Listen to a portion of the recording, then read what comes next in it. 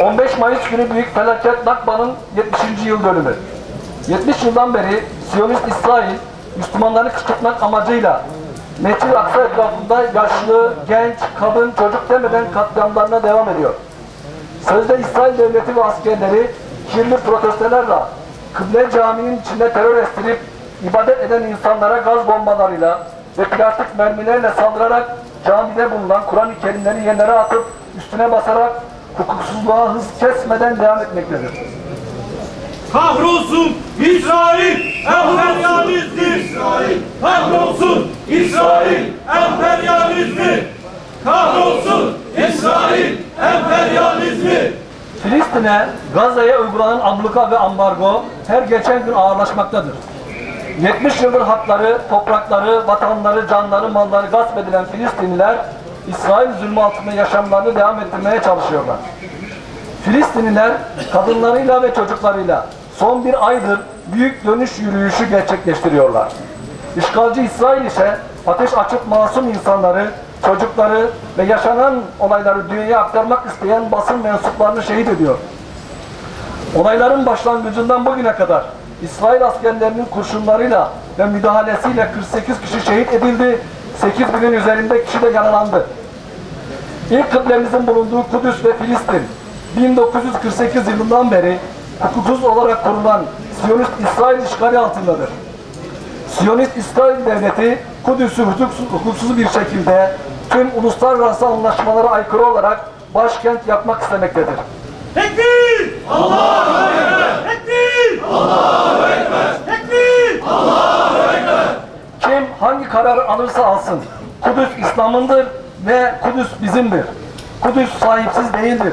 Kudüs, Mekke ve Medine'den sonra bütün Müslümanların kutsal bildiği Mescid-i Aksa'ya ev sahipliği yapmaktadır.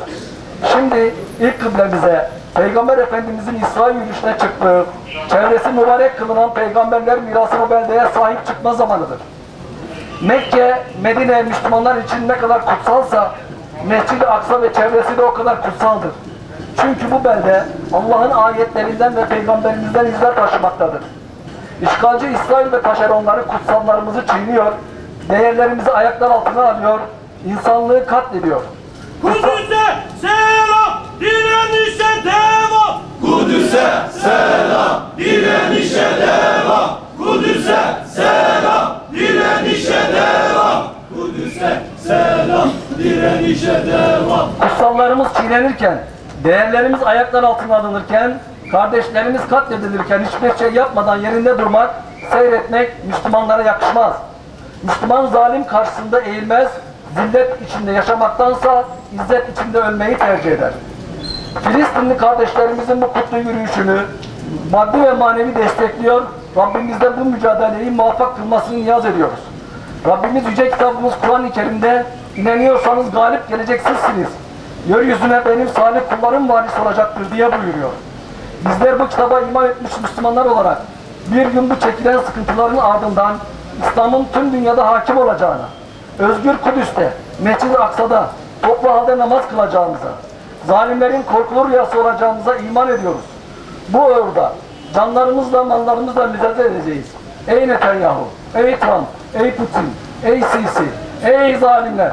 Şunu bilin ki geçmişte Firavun, Nemrut, Ebrehe nasıl helak olduysa siz de saltanatınız son bulacak ve cehenneme sürükleneceksiniz. Diri diri toprağa gömdüğünüz çocukların hesabını vereceksiniz. Zalimler için yaşasın cehennem! Zalimler için yaşasın cehennem! Zalimler için yaşasın cehennem! Bugün burada ve tüm Türkiye'de Kudüs dostlarıyla birlikte ABD'nin ve İsrail'in bu hukuksuz kararına ve uygulamalarına karşı çıkıyoruz. Tüm Filistin ve Kudüs sevdalıları olarak bu davayı savunmaya devam edeceğiz. Türkiye'yi uluslararası mekanizmaları ve herkesi harekete geçirmeye ve İsrail'in attığı hukuksuz adımları ve işgali durdurmaya çağırıyor.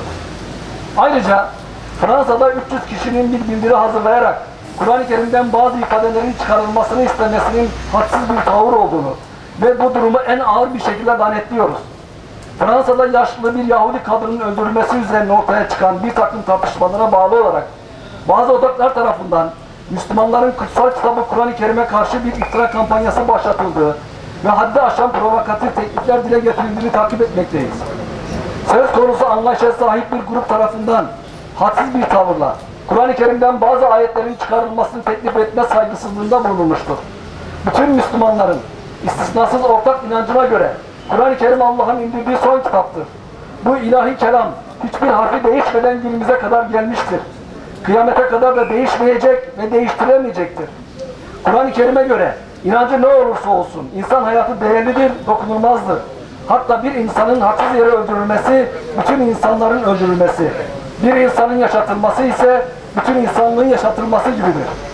Bütün bu gerçeklere rağmen münferit ve faili meçhul bir takım olaylar üzerinden algı oluşturarak İslam'a ve Müslümanlara ve Kur'an-ı Kerim'e iftira edilmesi akla, ilme, tarihe, hakka ve hukuka vicdana aykırıdır.